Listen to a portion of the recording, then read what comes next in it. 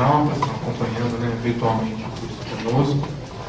E a gente vai dar continuidade a esse temário inicial de estudo, né, deste livro, A Obsessão e Suas Máscaras, os livros seminários. E essa primeira parte é uma parte de estudo relacionada ao entendimento mais teórico, em maior profundidade de como se dá o processo mediúnico e, consequentemente a isso, os quadros obsessivos. Hoje a gente vai estar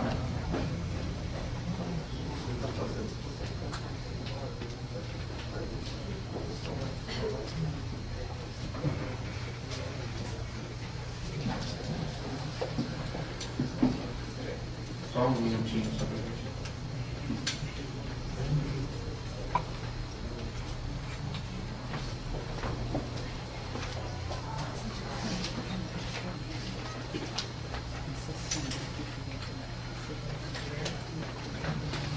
A gente vai estar trabalhando um tema hoje, que é do capítulo 7, para quem está com o livro e está acompanhando, e é um tema um pouco difícil, bastante teórico, mas que traz uma grande importância e vai ter o desdobramento deste tema no capítulo seguinte, ao qual a gente não vai adentrar hoje, mas daqui a 2 semanas, semana que vem é feriado, não tem o curso, a doutora Malena vai dar continuidade tratando do capítulo Fenômenos Mediúnicos e Fenômenos Hipnóticos. Então a gente vai procurar fundamentar, do ponto de vista teórico, este assunto, para que daí a gente possa expandir melhor a nossa compreensão. O tema da noite é reflexos condicionados. Alguém já ouviu falar alguma coisa sobre isso? Quem já ouviu falar, levanta a mão só para eu ter noção. Reflexos condicionados, tá? Pouca gente. Vocês me ajudem, tá? Quem já ouviu falar sobre o tema. Então, a gente vai estar abordando, né, e fazendo uma breve retrospectiva aí de entendendo, né, o que é a mediunidade. A mediunidade, como Kardec coloca, médium é todo aquele que sofre em algum grau a influência dos espíritos. Embora a gente utilize habitualmente o termo mediunidade ou médium para aqueles que trazem uma manifestação mais ostensiva desta influenciação. E para que a mediunidade aconteça, o pensamento é algo extremamente importante. O pensamento é para a mediunidade, assim como o leito é para o rio, né? Numa das frases de André Luiz, trazendo para a gente a grande importância do pensamento como sendo estrutural, de extrema importância para que a gente possa compreender o fenômeno mediúnico como um todo. E dentro do pensamento, a gente vai aprofundar a nossa compreensão, né, nas aulas que já foram aí abordadas, especialmente a aula que fala sobre sintonia, né, sobre sintonia, em que há como é que se ocorre o processo de sintonia? Quando duas mentes, né, sintonizam-se uma com a outra e há o que a gente chama de uma conjugação de ondas. Então, as duas mentes que pensam de maneira diferente, num determinado momento passam a vibrar na mesma sintonia, na mesma vibração, se estruturando dentro de um pensamento linear, aí se estabelece a sintonia. E um outro conceito bastante importante é o da ideoplastia, ou das nossas construções mentais. Ou seja, o nosso pensamento, que é um atributo do espírito, né, ele não é produzido pelo cérebro, embora ele seja expresso pelo cérebro, mas ele é produzido, é um atributo da alma ou do espírito, ele é capaz de carrear, ou o pensamento é feito de matéria, ou seja, ele absorve fluido cósmico universal, ou fluido divino, ou plasma divino, e a partir disso ele constrói algo em plano mental, que é uma construção de matéria. Ou seja, a doutora Marília deu essa aula quando ela falou que nós somos co-criadores, ou seja, participamos da criação divina, obviamente num plano menor, num plano infinitamente menor, porque Criador é só Deus, e no nosso grau evolutivo ainda co-criamos em aspectos bastante limitados à nossa evolução, mas nós temos esta capacidade de co-criação. Então, tudo aquilo que nós pensamos, plasmamos, co-cria em grau menor. Isso foi o que a gente já falou a respeito da mediunidade, e a obsessão tem sido definida como este domínio de espíritos desencarnados ou encarnados sobre certas pessoas, nesta associação negativa, de caráter negativo, caracterizando para nós uma mediunidade patológica. Todos nós somos médiuns em algum grau, podemos sofrer de um processo obsessivo em algum grau de nossa vida, podendo ser desde uma mera influência moral, uma simples influência moral, até uma perturbação mais grave, mais completa do organismo e até mesmo das faculdades morais. Então, quando a gente vai lidar desse curso, todo este curso, na verdade, nós estamos falando de nós mesmos, porque quando vamos analisar a obsessão e suas máscaras, suas características, estamos falando de nós mesmos, pois é possível, é provável que todos nós, em algum momento da nossa vida, muitos neste momento mesmo, estejamos vivenciando um processo de obsessão, e é importante a gente entender e compreender o que é que isso acontece, até para buscarmos no tratamento, na profilaxia, nas prevenções, as maneiras como nós podemos lidar e tratar com essa questão.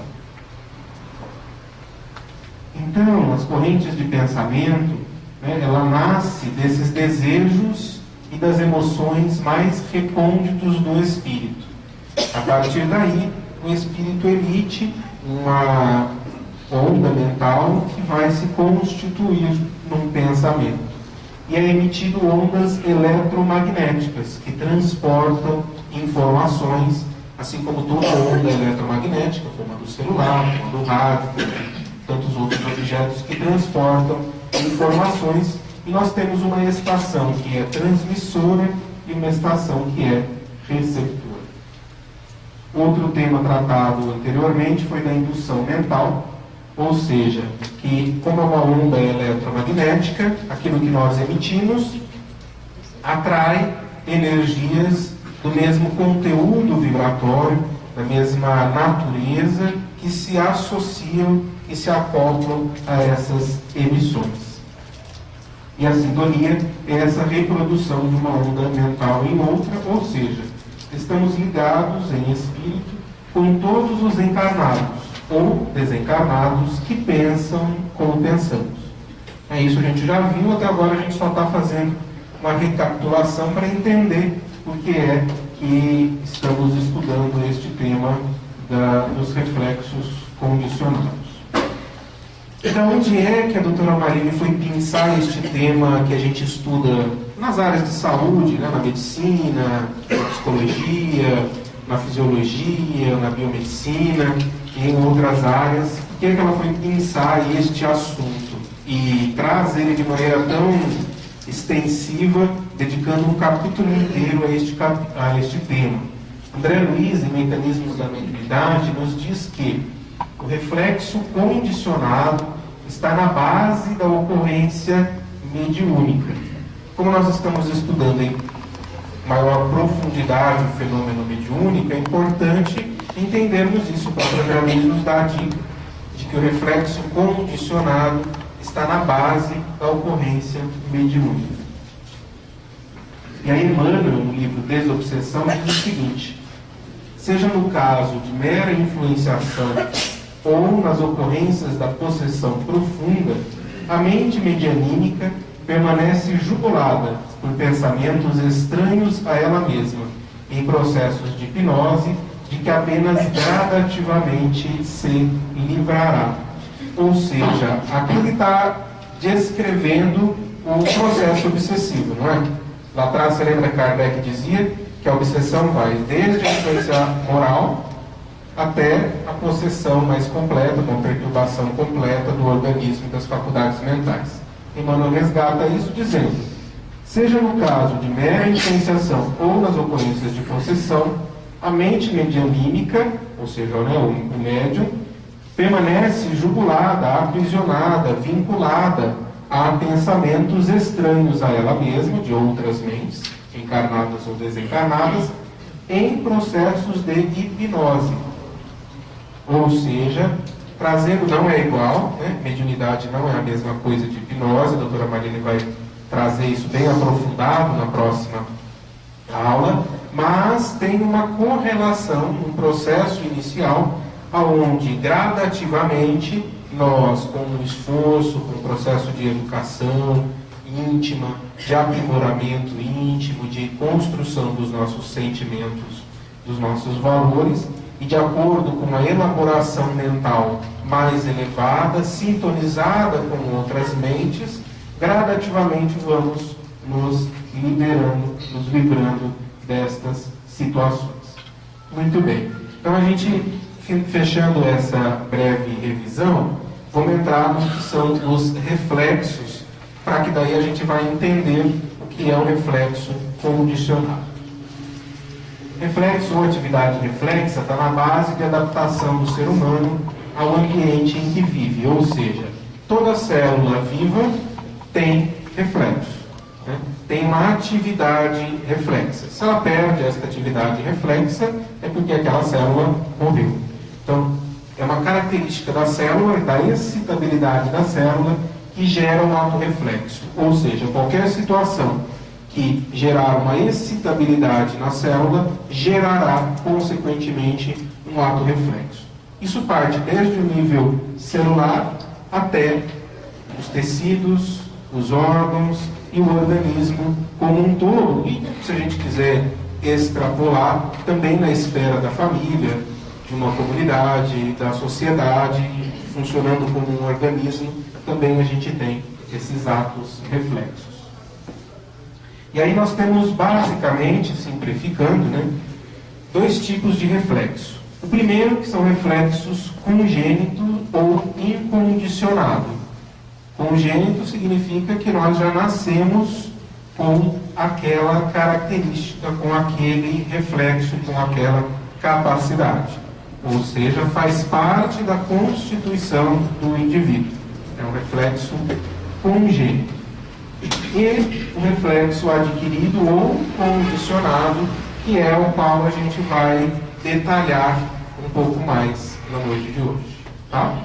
Então, o reflexo, a gente vai, a partir de agora, chamar o congênito de incondicionado, ou seja, não precisou haver um condicionamento para que ele acontecesse, e o reflexo adquirido, que precisou de um condicionamento.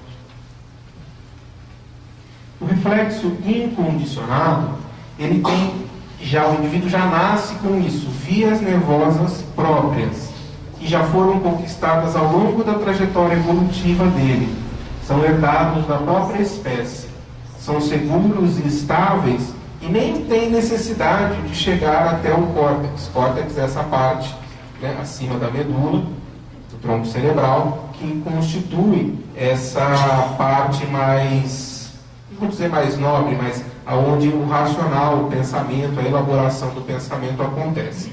São reflexos automáticos. Automático não é bem o termo, porque o condicionado também vai ser automático. São reflexos congênitos, né? Então, por exemplo, quem pode arriscar um exemplo de um reflexo incondicionado? Tosse, respiração. Por exemplo, os fenômenos relacionados ao funcionamento do próprio organismo. A gente não pensa para respirar. Né?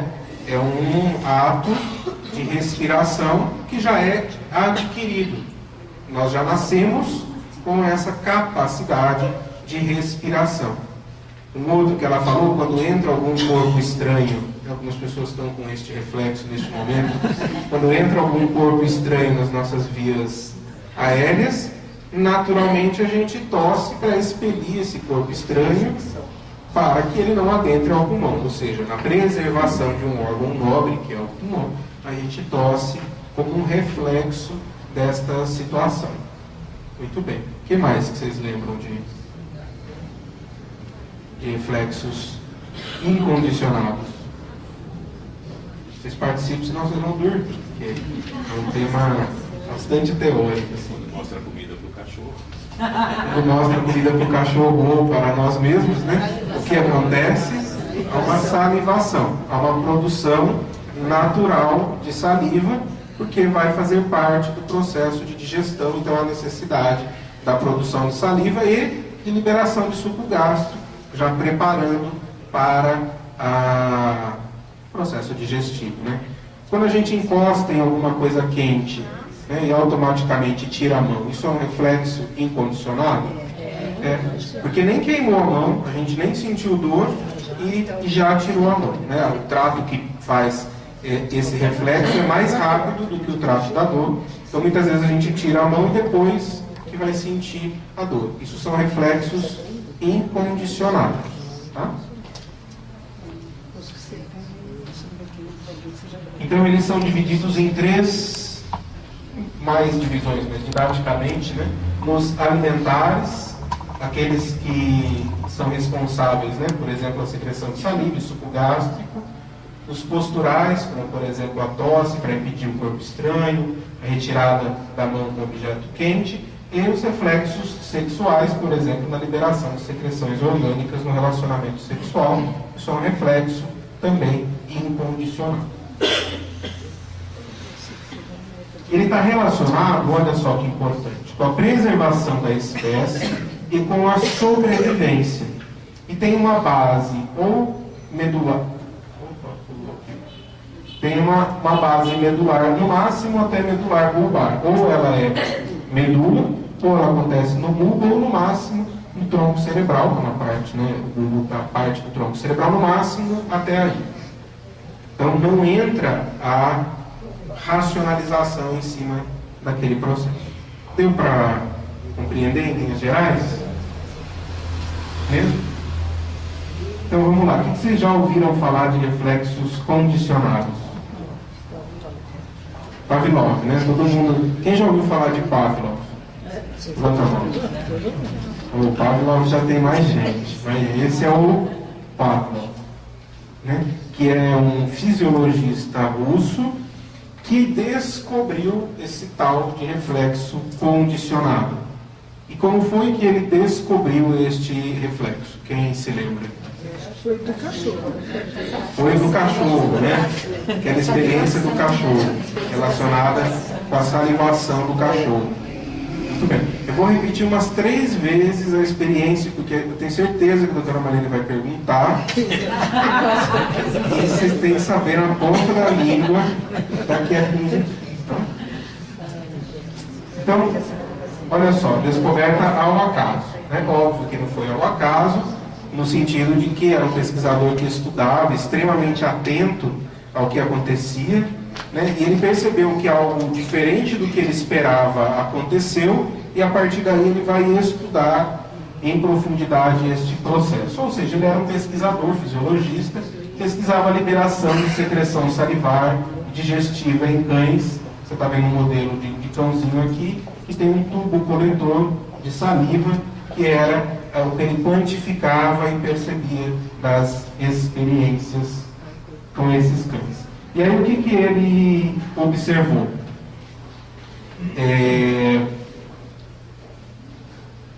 Que inicialmente ele retirava o cachorro de onde ele estava, né?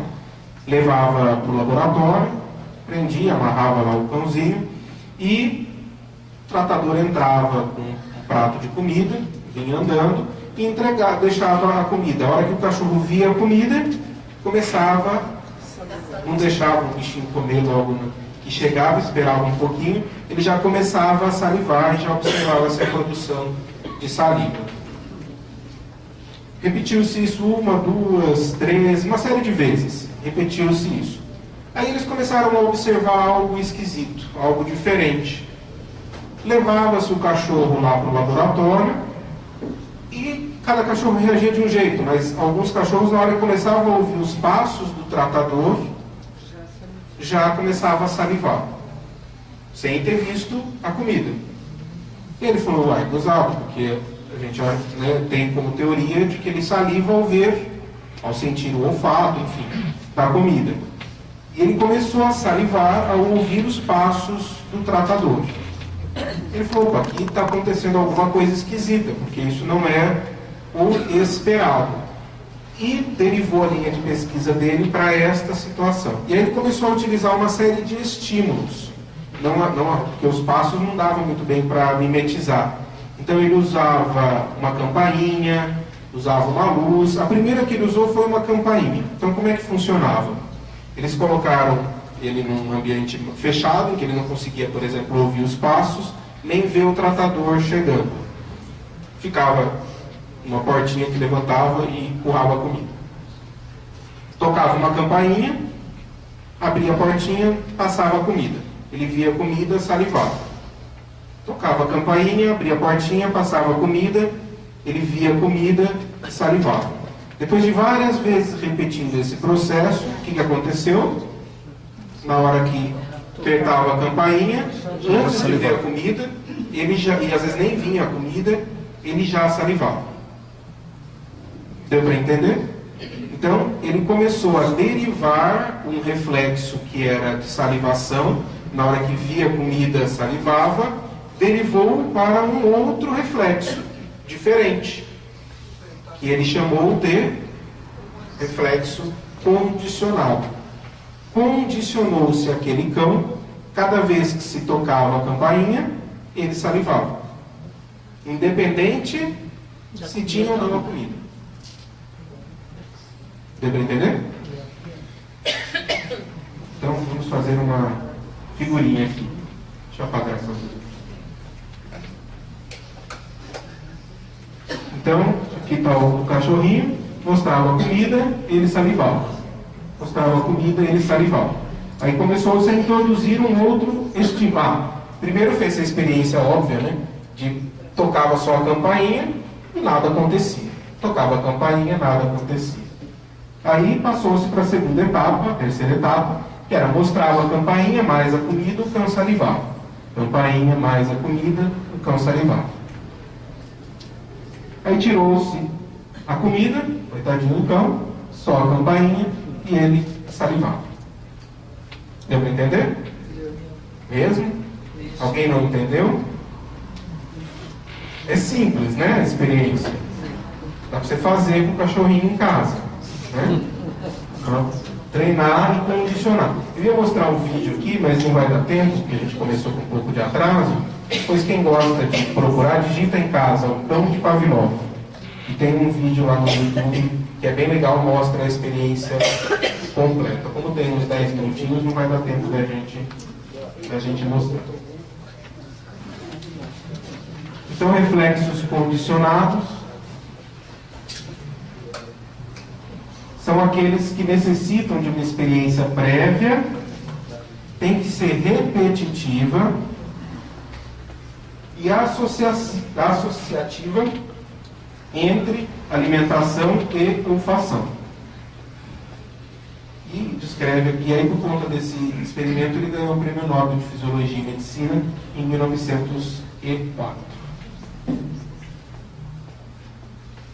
Então, revisando, né, falando de novo, que a gente já repetiu, para que a gente fixe bem esse conceito.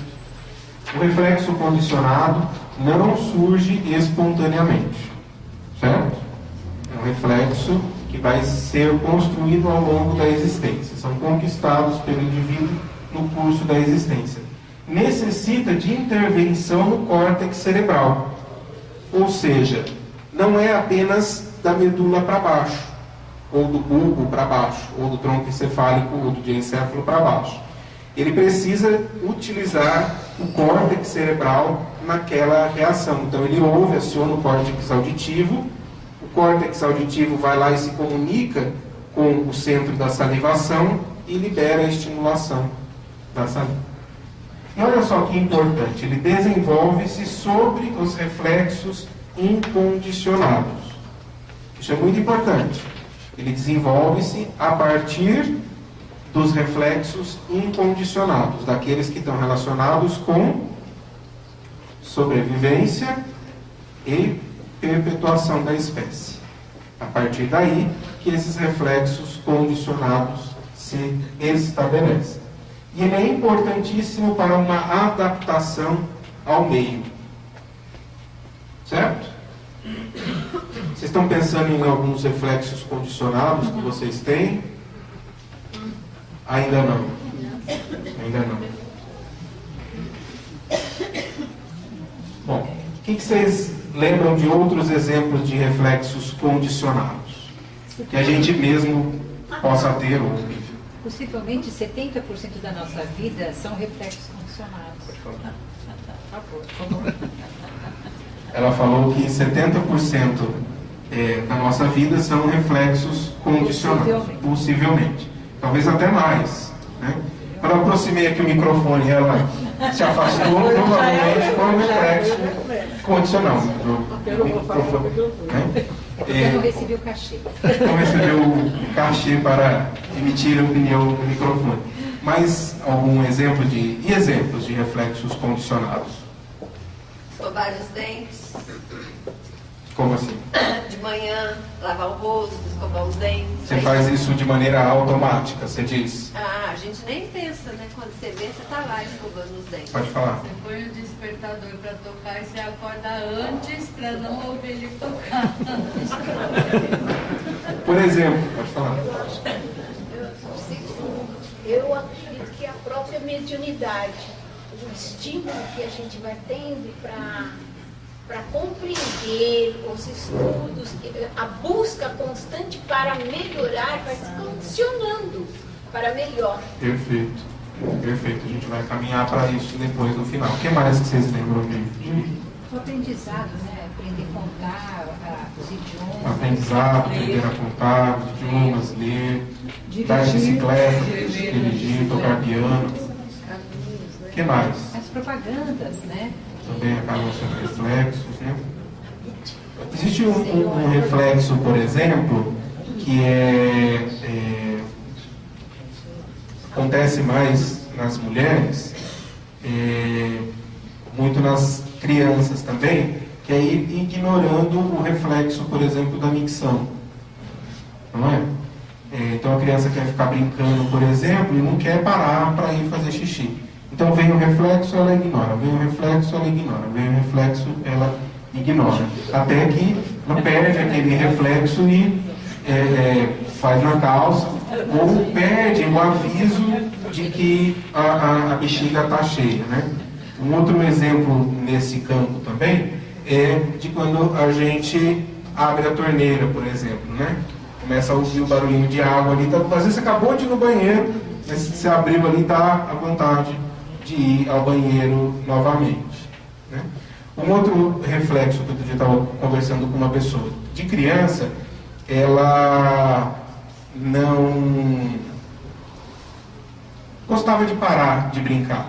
Então ela esperava estar muito apertada para daí ela correr no banheiro. E ela fazia o xixi rapidinho, já levantava e voltava a brincar.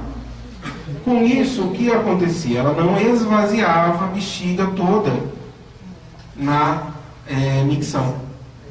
Então ela ficava sempre com um resíduo miccional.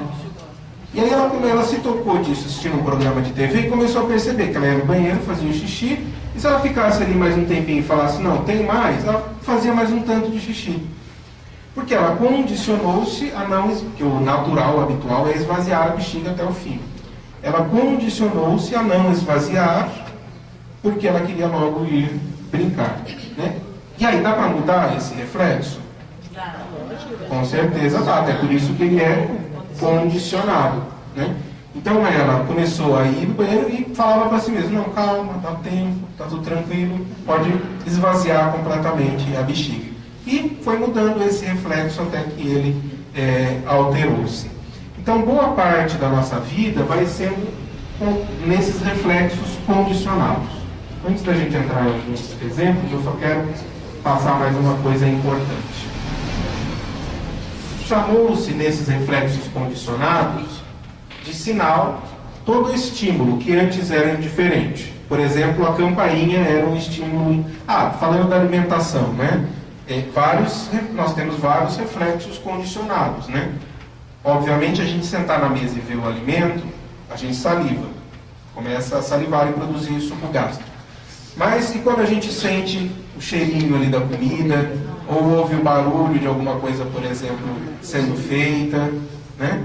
Ou alguém nos diz uma palavra de algo que a gente gosta, ou da comida, sei lá, da mãe, da avó, e a gente começa a salivar. Isso são reflexos condicionados, né? Convencionou-se chamar de sinal todo aquele estímulo antes indiferente que se torna capaz, sob determinadas condições, de fazer desencadear uma resposta biológica. Por exemplo, no caso do cãozinho, a campainha. Chamou-se isso de sinal. E existem sistemas de sinalização. Nos animais acontecem apenas este daqui, né? Que é o primeiro sistema, conjunto de estímulos exteriores e interiores, do meio ambiente e do interior, que foi o que a gente, no organismo, foi o que a gente já comentou. No ser humano, começa a existir um segundo sistema de sinalização além deste, que é a elaboração mental a partir de imagem e dos conceitos contidos na palavra. Então, não apenas som, sensação, mas também a palavra pode ser um sinalizador, disparar um reflexo condicionado. Então, a doutora Marlene coloca, né, utilizando outros textos, que o reflexo condicionado pode se instalar no homem a partir de um som ou de uma palavra, ou seja, se repetisse aquela experiência do cãozinho, né? Poderia-se ser o som do sino ou da campainha, poderia-se falar a palavra, vai tocar o sino, vai tocar a campainha, ou mostrar um desenho daquele sino, daquela campainha, o efeito seria o mesmo, ou poderia ser o mesmo, desde que condicionado. Certo? Vocês entenderam? Mesmo? E a hipnose? A hipnose, ela se utiliza os estímulos imediatos, por exemplo, a palavra, sons, né, clique, ou relógio, ou outros instrumentos, para condicionar a um estado alterado de consciência e instalar-se a partir daí a processo hipnótico. Isso da hipnose, eu às vezes fico pensando, qualquer pessoa, ela é hipnotizada? Qualquer pessoa é hipnotizada? Sim. Em graus diferentes. Exatamente. Em graus diferentes. Mas a hipnose é um reflexo? A condução para a hipnose é um reflexo. A hipnose em si? O processo da hipnose, a doutora Marlene vai explicar melhor na próxima semana. A gente precisa de alguns outros pontos teóricos para poder aprofundar. Então, olha só o que Calderaro fala no Mundo Maior. Ele dizia que os animais demonstram capacidade mnemônica, memorizavam fatos por associações mentais espontâneas. Ou seja, eles memorizavam, e ele diz que a memória está no perispírito, né? Nos animais não é perispírito, é peri alguma coisa, peri princípio inteligente, que memorizado ali faz com que ele se recorde e vá fazendo essas associações que antes não existiam e depois se configuram em redes neuronais próprias. Isto quer dizer que mobilizavam matéria sutil, independente do corpo denso, e jogavam com forças mentais em seu aparelhamento de impulsos primitivos, e que é possível modificarmos, atuarmos sobre estes reflexos condicionados. Tem um autor grego, que eu não vou me lembrar, está naquele livro que eu te falei, Camilo, do Mário Sérgio Cortella, ele conta essa história, acho que é Epíteto, E ele foi convidado para falar sobre educação numa plateia. E ele pede alguns meses para se preparar, para abordar aquela palestra. E aí chega todos os convidados, ele chega com algumas gaiolas assim na mão, né? Primeira gaiola, ele solta uma lebrezinha que sai correndo e solta um cachorro enorme que sai correndo atrás daquela lebre e a estraçalha. Ficam os convidados horrorizados quando nós convidamos um cara para dar uma palestra e ele traz uma carnificina aqui, né? E observam. E aí ele traz uma outra gaiola, solta a lebrezinha, todo mundo já põe a mão no olho, né? Solta um outro cachorro da mesma raça, igualzinho. Esse cachorro sai correndo atrás da lebre. Quando eles se encontram, rolam no chão e começam a brincar. E ele fica olhando para o público, né? E ele diz: o que diferenciou uma situação da outra foi o processo de educação, né? Então, em um, estimulou-se um instinto de agressividade, de destruição, e instigou ele durante meses a destruir, né, aqueles animais, ou seja, estimulou um instinto, porque aquele animal não estava com fome para caçar. Esse seria o instinto, né? Esse seria o reflexo incondicionado. Mas ele estimula aquele instinto naquele animal e ele condiciona-se a viu um animalzinho menor correndo, ele vai lá e estraçalha, mesmo que não esteja com fome. Foi um reflexo condicionado a partir daquela situação. E ao outro, brincou-se com ele, desde bebê, né, educando, criando junto com aquela mesmo animal, num estado de amizade, de respeito, de brincadeira, em que eles brincavam juntos. E, ou seja, os mesmos bichos envolvidos, né, com a mesma natureza, os mesmos reflexos, os mesmos instintos, e com posturas absolutamente contrárias a partir de um processo de educação que não se deu em um instante, mas de maneira repetitiva, a se estimular aquelas construções no bem, ainda que limitadas, mas daquele animal que pudesse permitir aquela situação.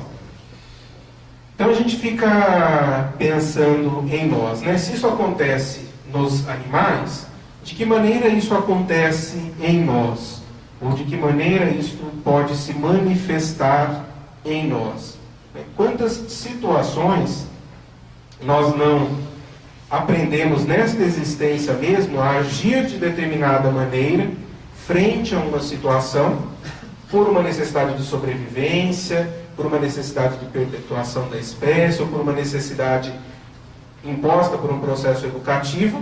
Aquela situação já não está mais presente, já não precisa mais ser assim, porém a gente continua agindo daquela maneira por um reflexo condicionado.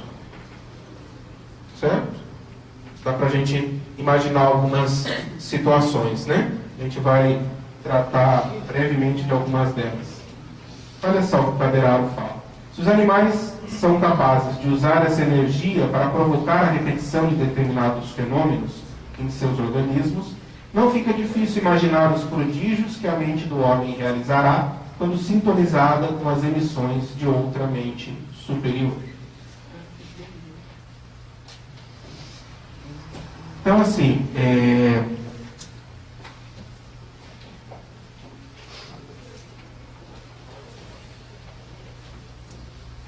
só tomar uma água.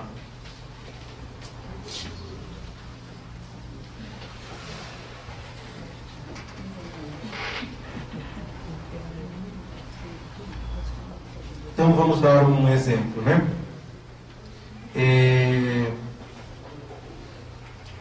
No trânsito, né, que a gente vive de reflexos condicionados, né?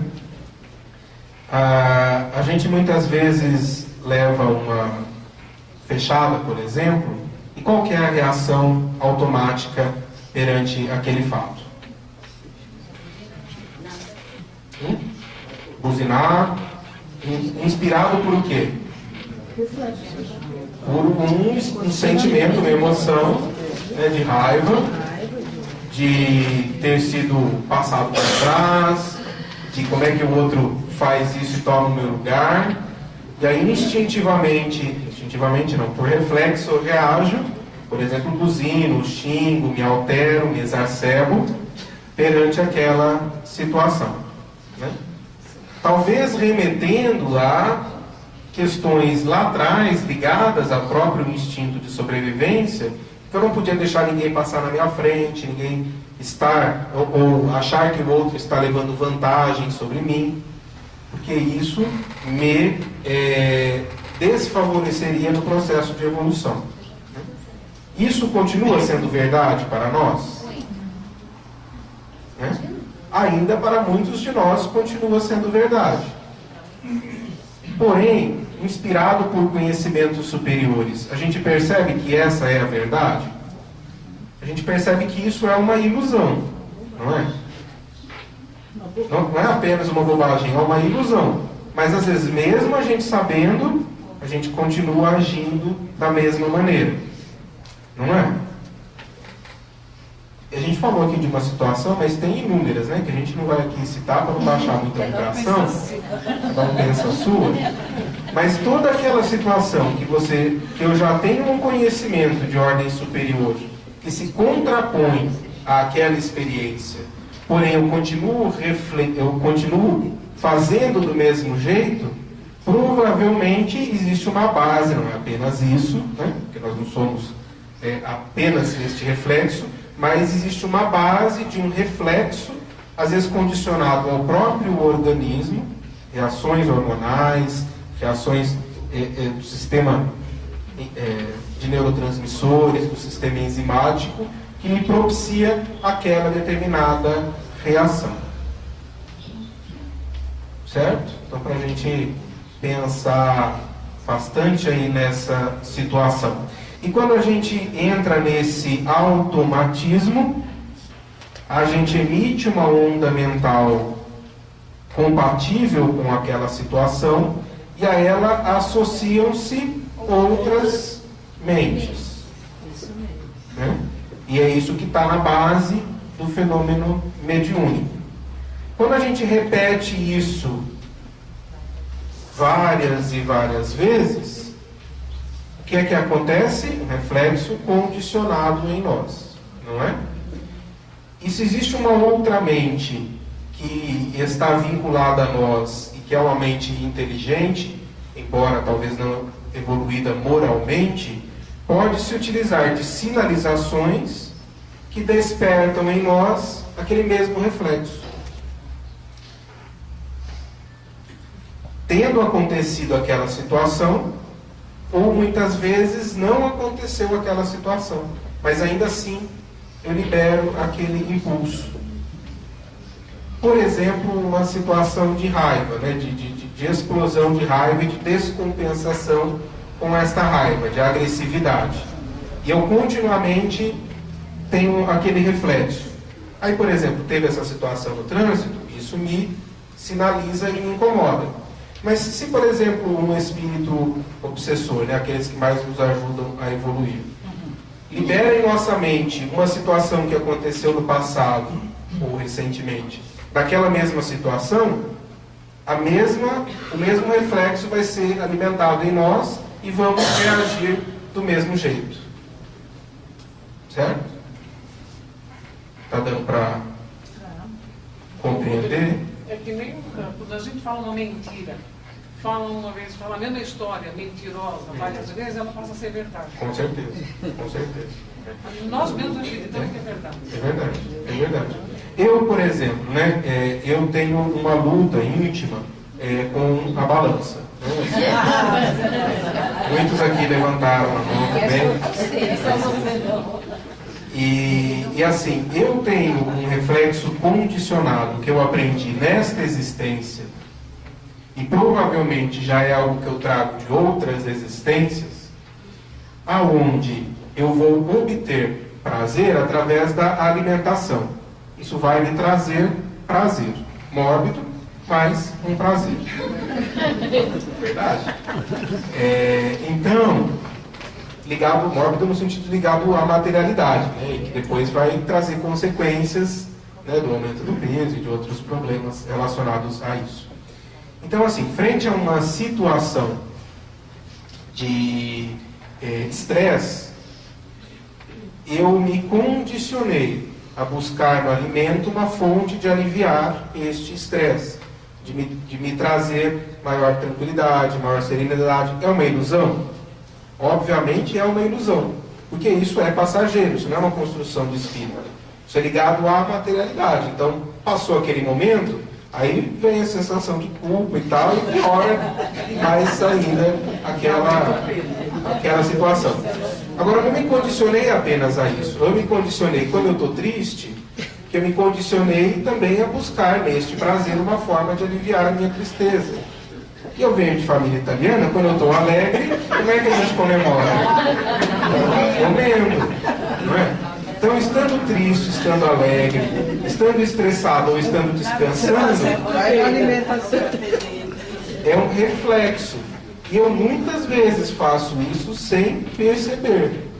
Assim, às vezes eu percebo, eu falo, não, eu vou lá porque quero um doce, quero um alimento, isso aqui. Mas às vezes eu estou ali comendo e não estou nem percebendo, não estou nem saboreando aquele momento. Porque é óbvio que o alimento, a gustação traz prazer, é gostoso estar junto à família, reunido. Isso traz um bem-estar, isso faz parte da qualidade de vida.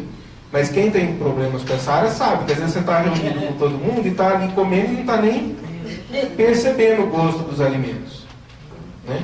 Dentro de um reflexo condicionado. E se a gente não para reconhecer isso e atuar, porque isso foi um condicionamento, não é de uma semana, não.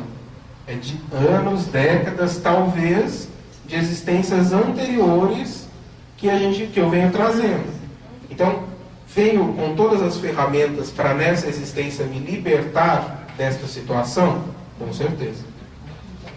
Né? Tenho conhecimento da doutrina espírita, conhecimento do Evangelho, a inteligência, a reflexão, tenho todas as condições de lidar com esta situação e libertar-me dela. Mas é preciso um esforço contínuo de repetição, de mudar aquele reflexo condicionado.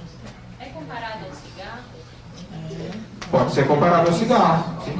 Além disso, existe a própria questão orgânica, né? Que a gente sabe que toda dependência, seja do cigarro, seja de droga, seja de álcool, seja de sexo, seja da comida, seja de alimentos, existe uma base de neurotransmissor, de dopamina, tal, mas que é resultado. Às vezes a gente acha que isso é o efeito primário. Existe uma deficiência de dopamina, por conta disso eu vou buscar nesses recursos que me aumentam serotonina e dopamina algo para me sentir melhor. Igual o café também, tem pessoas que são viciadas em café, ela acha que o café ela se calma, e na verdade está acelerando. Com certeza, como a gente sabe que a origem está no espírito, é óbvio que o espírito pode levar a uma deficiência dessa produção e isso levar como consequência ou intensificar aquele ciclo vicioso. Agora, como é que nós vamos nos libertar? Só rezando adianta. Se adiantasse o tempo que a gente passou nos mosteiros, a gente já tinha evoluído. Rezar é um recurso extremamente importante, porque a gente precisa se conectar a mentes superiores, né? Como diz aqui André Luiz, que é um dos passos iniciais, conectar a mentes superiores para a gente romper este circuito de ondas mentais conjugadas doentes. Mas, o que mais? Atentividade. O que você quer dizer com atentividade? Você ter a atenção dirigida para que caia a ficha do que está sendo feito, não reforçar o condicionamento ainda mais e mudar o comportamento, condicionando de maneira diferente. Com certeza. Então a vigilância, não é? Então o orar e vigiar, aí vem os sábios ensinamentos do Cristo. É um condicionamento. Com certeza, é um condicionamento.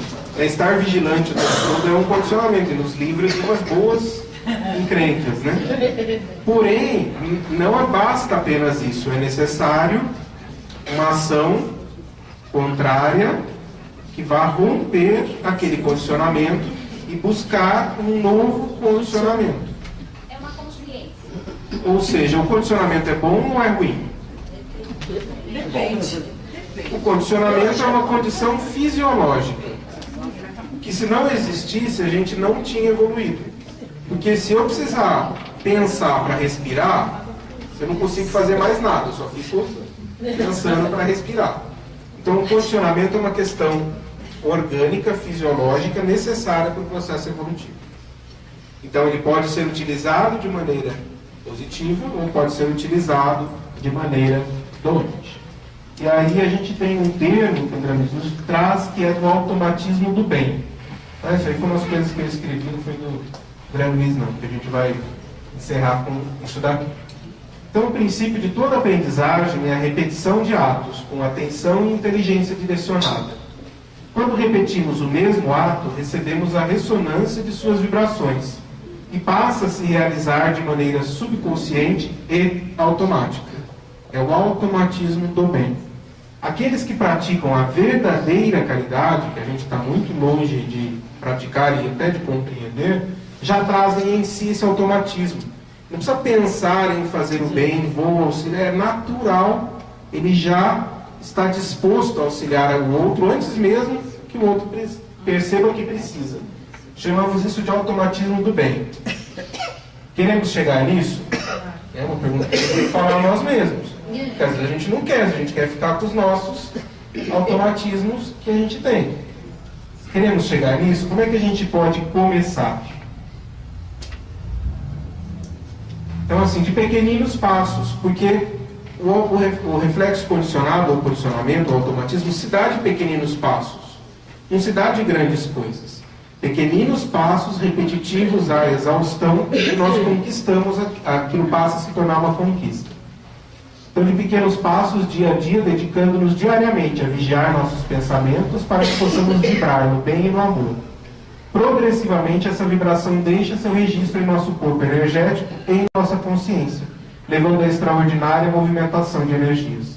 A movimentação das energias no ato da caridade vai sendo assimilada como uma valiosa sensação de bem-estar e alegria, demonstrando o valor do bem e sua força. E aí o bem-estar e a alegria verdadeiros, porque está relacionado ao espírito e não à materialidade. A durabilidade, intensidade e continuidade da vibração do bem possibilita à pessoa o ajuste do pensamento e da vontade na direção do amor.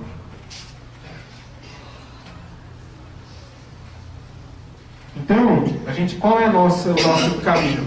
É a nossa movimentação constante, contínua e infatigável no bem. Se a gente fizer isso, estaremos construindo em nós esse automatismo do bem. E com certeza, gradualmente, progrediremos em direção ao alto. Então, que a gente possa aproveitar essas reflexões durante a semana, porque não é um curso apenas teórico, mas é um curso para a gente refletir em nós mesmos, para observarmos e vivenciarmos tudo aquilo que a gente está ouvindo aqui, em que a gente possa, aqueles que vão para o tratamento, aqueles que vão para o trabalho agora, movimentar essas nossas energias do bem neste trabalho, para que a gente comece a fazer, né, deste laboratório aqui espiritual, este exercício contínuo da prática do bem. Então, vamos trabalhar. Só uma